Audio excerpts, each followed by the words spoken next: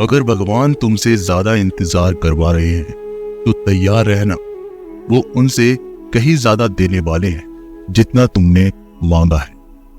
जिस तरह लोग मुर्दे इंसान को कंधा देना पुण्य समझते हैं, काश इसी तरह जिंदा इंसान को सहारा देना पुण्य समझने लगे तो जिंदगी आसान हो जाएगी। मत सोच इतना जिंदगी के बारे में, जिसने जिंदगी दी है उसने भी तो कुछ सोचा होगा। बेवजह ही नहीं होती लोगों से मुलाकात, किसी से सबक मिलता है तो किसी से ज्ञान। श्री कृष्ण कहते हैं, किसी को दुख देकर मुझसे अपने सुख की इच्छा मत करना।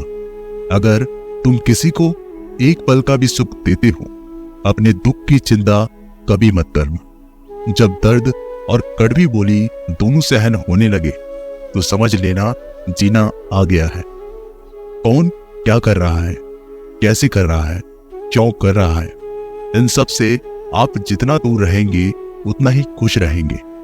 हंसते रहो तो ही दुनिया का साथ है, वरना आंसुओं को तो आंखों में भी जगह नहीं मिलती। जीवन में जो भी होता है वो किसी वजह से होता है। या तो वह आपको कुछ बनाकर जाता है या फिर सिखाकर जाता है।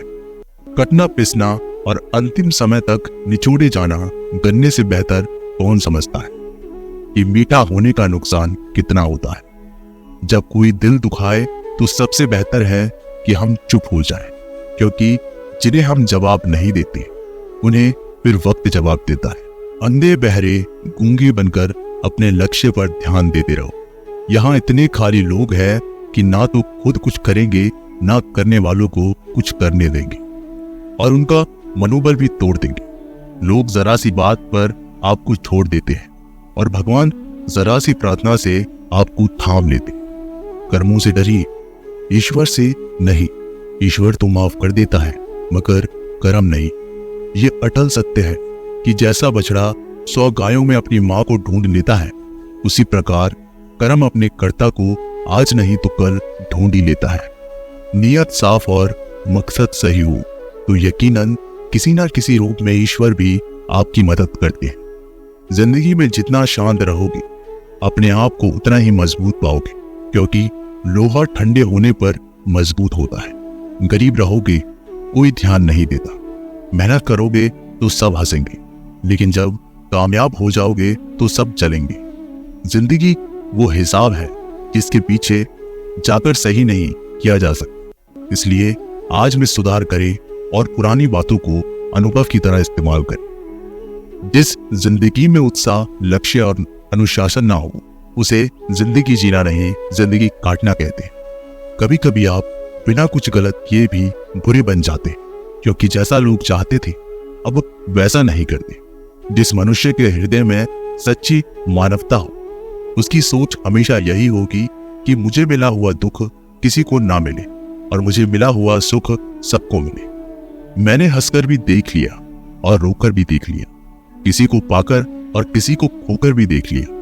ये जान लिया कि जिंदगी वही जी सकता है जिसने अकेले जीना सीख लिया। जिंदगी बहुत कुछ सिखाती है, थोड़ा रुलाती है, थोड़ा हंसाती है। खुद से ज्यादा किसी पर भरोसा मत करना, क्योंकि अंधेरे में तो परछाई भी साथ छोड़ देती है। अगर कोई आपको सच्चा प्यार करता है तो वह आपको समय जरूर देगा, आपका हर स्थिति में साथ देगा और हमेशा आपके लिए समर्पित रहेगा, क्योंकि सच्चा प्यार एक दूसरे की खुशियां चाहेगा, आंखों में पानी नहीं। लोहे को कोई नष्ट नहीं कर सकता, बस उसका जंग उसे नष्ट कर सकता है। इसी तरह से आदमी को कोई और नहीं बल्कि आपकी सोच ही नष्ट कर सकती। इसलिए सोच अच्छी रखो, फल अच्छा ही होगा। इतने कमजोर मत बनो कि कोई भी आपको तोड़ सके, बल्कि इतनी मजबूत बनो कि आपको तोड़ने वाला खुद टूट जाए। दर्द आपको मजबूत बनाता है, डर आपको बहादुर बनाता है, अनुभव आपको सीख देता है। जिस दिन हम समझ जाएंगे कि सामने वाला गलत नहीं, सिर्फ उसकी सोच हमसे अलग है, उस दिन जीवन में सब दुख दूर हो जाएंगे। क्यों रोते हो? मन का ना हो, होने पर जो लिखा है वह होकर रहेगा। एक रास्ता बंद करने से पहले भगवान 10 रास्ते खोल देते हैं। गर्मी के मौसम में पत्ते सूखने के बाद भी पंछी घोंसला नहीं छोड़ते, क्योंकि वो जानते हैं कि फिर से बरसात आएगी और पेड़ पर नए पत्ते आएंगे। जो हुआ उसे भूलकर नई शुरुआत करो और याद रखो, जिसका कोई नहीं होता उसका भगवान होता है। मतलब से जुड़े रिश्ते मतलब तक साथ देते हैं, लेकिन दिल से जुड़े रिश्ते आखिरी सांस तक निभाते हैं। अच्छा काम करते रहो, चाहे कोई सम्मान करे या ना करे, क्योंकि सूर्योदय तब भी होता है जब करोड़ों लोग सोए रहते। दुनिया में हर एक काम आसान है, केवल अंदर से आवाज आनी चाहिए। हमेशा मेहनत और उस परमात्मा पर विश्वास ही सफलता का सूत्र है। जीवन में सबसे बड़ी गलती वो है जिसकी गलती से हम कुछ सीख नहीं पाते। जो व्यक्ति अपने मन को काबू में रख सकता है वो जिंदगी में सब कुछ भी कर सकता है। इंसान की अच्छाई पर सब खामोश रहते हैं, लेकिन चर्चा अगर उसकी बुराई पर हो तो गूंगे भी बोल पड़ते हैं। श्री कृष्ण कहते हैं, तुम्हारे बीते हुए कल को तो मैं ठीक नहीं कर सकता, क्योंकि तुम वर्तमान में अगर अच्छे कर्म करोगे तो मैं तुम्हारे आने वाला कल जरूर उजागर करूंगा। झूठी बातों पर जो लोग आपकी वाह वाह करेंगे वही लोग आपको तबाह करेंगे। बुरे से बुरा क्या ही होगा, हम तो हमेशा ही सोच ही लेते हैं, मगर अच्छे से अच्छा क्या होगा ये हम कभी नहीं सोचते। जो ईश्वर रात को पेड़ पर बैठे पक्षियों को भी कभी गिरने नहीं देता, तो सोचो वह तुम्हें अकेला और बेसहारा कैसे छोड़ सकता है। आज के जमाने में कोई अपना नहीं होता, सिर्फ लोग तब तक साथ देते हैं जब तक उनका स्वार्थ होता है। अगर कोई अकेला है तो इसका मतलब ये नहीं कि उसे कोई पसंद नहीं करता, बल्कि वह अकेला इसलिए है क्योंकि उसने दुनिया की औकात जान ली है। एक बार राजा और उसका मंत्री तलवार को साफ कर रहे होते हैं। तलवार को साफ करते समय अचानक राजा के पैर पर तलवार गिर जाती है और राजा की पैर की उंगली कट जाती है। उस राजा को उंगली कटने के कारण बहुत ही तकलीफ हो रही थी, बहुत ही दर्द हो रहा था, लेकिन उसका मंत्री कहता है, शांत रहिए महाराज, जो कुछ भी होता है अच्छे के लिए होता है। राजा को यह बात सुनकर बहुत ही गुस्सा आता है। वो मंत्री से कहता है, मेरी उंगली टूट गई है और तुम कह रहे हो कि अच्छा हुआ, इसमें अच्छा क्या है? फिर वो मंत्री महाराज को समझाने की कोशिश करता है, पर राजा मंत्री की एक नहीं सुनने वाला। गुस्से के कारण मंत्री को काल कोठरी में बंद करने का आदेश देता है, पर मंत्री को इस बात का कोई भी दुख नहीं था। उसका अब भी यही कहना था कि जो भी होता है अच्छा होता है, और वो अपनी खुशी से अपने आप को सैनिक के हवाले कर देता है। राजा इस बात को सुनकर चौंक जाता है और सोचता है कि मेरा मंत्री कितना मूर्ख था। उसे लग रहा था कि मैंने उसकी अच्छाई के लिए कैद किया है। फिर इस घटना को हुए 3 महीने बीत जाते हैं। एक दिन राजा अपने सैनिक को लेकर शिकार करने जंगल में जाते हैं। राजा को एक हिरण दिखता है।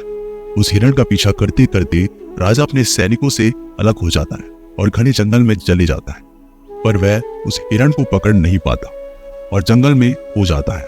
जब राजा को पता चलता है कि वह जंगल में खो गया है, तब वह बाहर जाने का रास्ता ढूंढता है, लेकिन अचानक कुछ जंगल में रहने वाले आदिवासी लोग आकर राजा को घेर लेते हैं।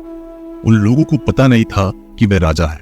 वो लोग अपने देवता को बलि चढ़ाने के लिए एक इंसान को ढूंढ रहे थे। आदिवासी लोग राजा को पकड़कर अपने इलाके में ले जाते हैं। राजा उनको बार बार समझाने की कोशिश करते हैं, पर उनको राजा क्या बोल रहे थे कुछ भी समझ में नहीं आ रहा। वो लोग खुशी से नाचने लगते हैं और राजा को नहलाकर बलि चढ़ाने के लिए उनको कपड़े पहनाते हैं। अब राजा को लगता है कि वो मरने वाले हैं। जब आदिवासी लोगों का मुखिया राजा को मारने जाता है, तब वो देखता है कि राजा की पैर की एक उंगली कट चुकी है। इसे देखकर उनका मुखिया कहता है कि इस इंसान की बलि नहीं दी जा सकती, क्योंकि ये इंसान पूरा नहीं है, इसका एक अंग कटा हुआ है और उनके भगवान को एक पूरे इंसान की बलि ही दी जा सकती है। और अगर ऐसे इंसान की बलि दी जाए जिसका अंग पहले से ही कटा हुआ है, तो उनके देवता खुश होने की वजह नाराज हो जाएंगे। फिर वो लोग राजा को छोड़ देते हैं।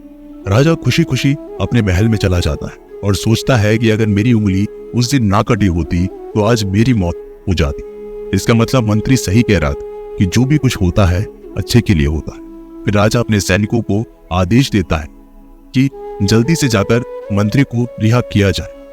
फिर राजा मंत्री को अपना पद वापस देता और पूछने लगता है, मंत्री, उस दिन मेरी उंगली कट गई तो मेरे लिए अच्छा हुआ। हाँ तो मैं मान गया, लेकिन तुम जेल में हो, इससे तुम्हारा क्या अच्छा हुआ? मंत्री खुशी खुशी राजा से कहता है, महाराज, आप शिकार करने के लिए जाते तो आपके साथ मुझे भी जाना पड़ता, और अगर मैं आपके साथ जाता तो वो लोग मुझे मार देते, क्योंकि मेरा शरीर पूरा है। मंत्री की बात सुनकर राजा को समझ आ जाता है, कुछ भी हमारे जीवन में होता है वो अच्छे के लिए होता है। अगर हम अपने जीवन में भी देखें तो हमारे जीवन में भी कुछ मुश्किलें आती हैं, तो हम उसका सामना नहीं करते और हम उनको ही दोष देते हैं कि ये मुश्किल हमें आगे बढ़ने और मजबूत करने के लिए आती। हमें हर मुश्किलों का सकारात्मक तरीके से देखना चाहिए, क्योंकि हर चीज कुछ ना कुछ सिखाकर जरूर जाती है और हर व्यक्ति के जीवन में सुख और दुख आना जाना बना रहता है।